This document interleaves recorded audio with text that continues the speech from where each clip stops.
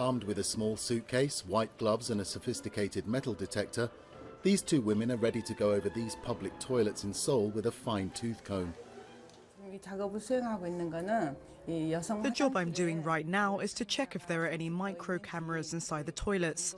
We want women to be able to use the toilets safely and to feel more comfortable about using them. They're targeting molka, the Korean word for voyeuristic videos and photographs taken with concealed cameras. In many cases, the inappropriate images end up on pornography websites. The patrollers give this toilet the all clear. They say that just being there to confirm that nothing is amiss is enough to reassure the women who use the facilities. I feel a bit more comfortable. Usually I'm a little anxious about using public toilets.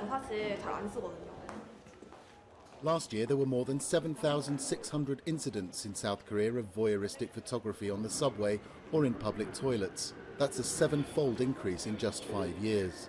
The rise has been fueled by the availability of cheaper yet more sophisticated micro cameras. People are easily fooled because this phone looks just like a card holder, but it's not. It's actually a camera.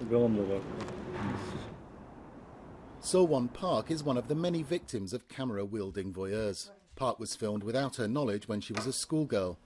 She decided to take action, forming a group that lists websites that carry these illegal images. When one of my schoolmates took a photo up my skirt, I told him to stop. But he thought it was a joke, even though, in fact, it was a crime. I don't think boys take this crime seriously because they've been conditioned to think it's normal by a huge number of voyeur videos on the internet. South Korea is the most connected country in the world, with smartphone ownership at 90%. But it's lagging behind other countries in other areas, such as gender equality, according to the OECD. New technologies are increasingly being used to degrade women, according to this professor of sociology. The culture of discriminating and degrading women is still prevalent here.